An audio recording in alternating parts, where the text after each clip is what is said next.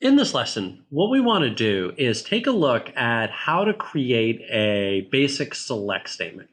We're going to start off by focusing a little bit on the Management Studio and how we're going to connect to our database, how we're going to connect to our server, and how we're going to start to reference our objects. Then we'll take a look at the structure of a select statement. And we're going to close everything off by focusing in on the select line, which, as we're going to see, will allow us to choose the columns that we want. First up, connecting to our database and using the Management Studio. The Management Studio is the main tool that we're going to use to connect to, manipulate, and otherwise work with our databases. But of course, the first thing that we need to do is we need to connect up to SQL Server itself. SQL Server, if you remember, is going to hold our databases. So we can have multiple databases inside of one server. So when we fire up the Management Studio to start creating our queries, it's going to ask us what server we want to connect to. The way that we're going to reference our server is typically by just punching in the name of the server. However, it is possible to have multiple installations of SQL on the exact same server. If that's the case, then what you'll need to do is type out the name of the server / and then the name of the instance. If you're not the network administrator, if you're not the SQL administrator, they'll typically provide that information for you. The next thing, now that we know where we're connecting to, is to figure out who we're going to connect as. Or in other words, we need to authenticate. SQL supports two different types of authentication: Windows authentication and SQL authentication. With Windows authentication, all we have to do is just log on to the domain like we normally would, and when we open up the Management Studio and we click Connect, our credentials, our token, is automatically passed back to SQL Server, and so SQL will be able to use that to figure out who we are. On the flip side, it's also possible for SQL to store the username and password, in which case I provide the username and password.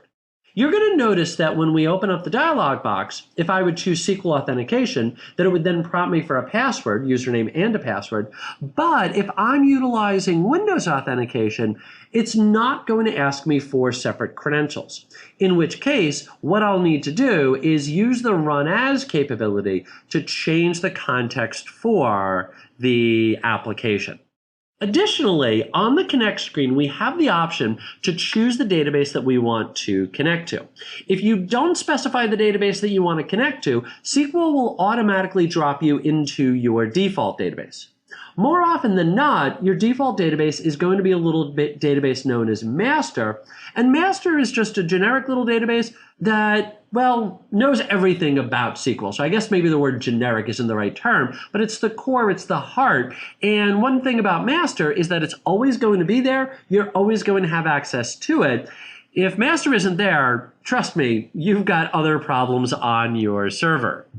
Let's fire up the Management Studio and take a look at how we're going to connect. Now, the first thing that it's going to ask me for is the server type, and it is actually possible to use the Management Studio to connect to reporting services, to connect to analysis services, integration services. But in our case, of course, we want the database engine, so we'll leave it as the database engine. And then we've got the server name, and in our case, it's going to be the server name that we've got there, and then the authentication mode. And if I change this to be SQL authentication, you'll notice that it asks me for a username and a password.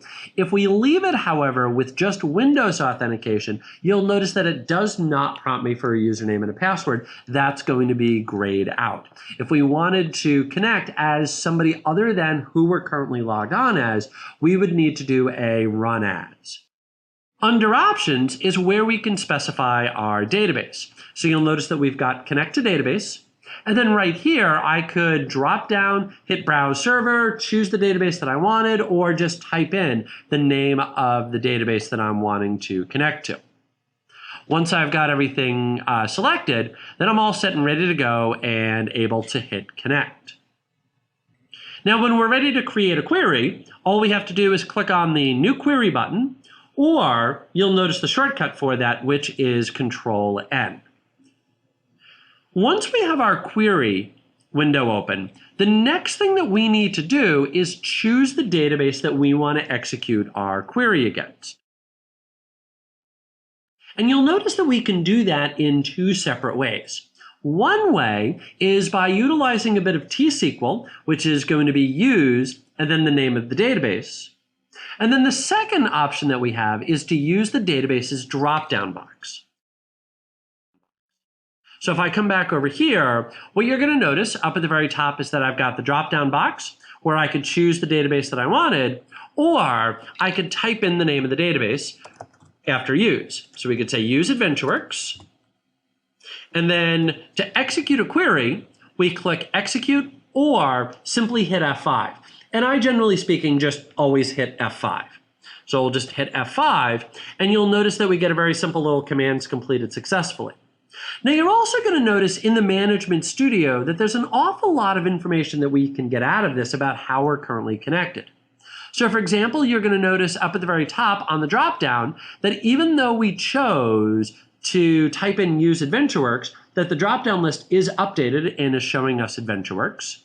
You'll notice right here on the tab, and if I mouse over, I'll get full information here, that it will actually show me the server name and the database name that we are connected to, as well as who I'm currently connected as and the process ID that I'm connected as. So that way, if my administrator needs to kill my connection, if they need to go in and see what's going on behind the scenes, I can very easily tell them, hey, this is my process ID, or sometimes known as a SPID, S-P-I-D. Down at the bottom, I get basically the exact same information. That down at the very bottom, I've got the server that I'm connected to, I've got the username that I'm connected as, and my SPID. And then finally, last but not least, I have the database that I am connected to. Now that we've got that squared away, let's talk a little bit about creating our queries. And the first thing is going to be on creating comments. Comments are a great way to leave yourself a little bit of a message in a bottle, or maybe for somebody else. That what I've done is I've created a query, I saved it out to a file, and I want to be able to go back to that query a little bit later, maybe reuse it. Well, if you're anything like me, and I know I am, I tend to forget things very quickly.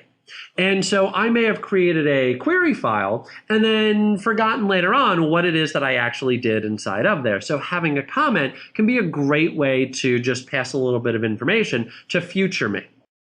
The next big thing that a comment is good for is for blocking out a section of code that we don't want to execute.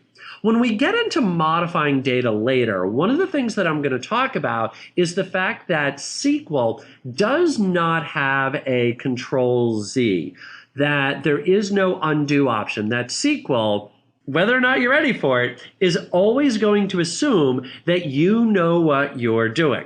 So if you issue a delete statement, it's going to do exactly that, and now all of a sudden I'm having to restore from backup to get all of my data back. So one of the things that I like to do if I'm putting in, say, a delete or an update statement in particular, is I like to keep that block commented out, so that way I'm only going to execute it when I'm good and ready. Last but not least, if you're learning SQL, comments can also be very helpful, because what I can do is I can create a SQL file that performs a particular task, leave a comment as a note, so that way when I go back to it, I can see what I'm doing inside of there. SQL supports comments in two different ways: single-line comments and multi-line comments. Now, a single-line comment starts with 2 dashes, and then from there on forward, everything is going to be commented out. What's nice about a single line comment is that it allows me to, maybe after an individual line in a select statement, provide a little bit of information about that. It's also great for getting rid of little parts of a select statement. So for example, if maybe there's some predicate and a where statement or a column in a select line that I don't want, I can just go in and comment out that one little spot and leave everything else.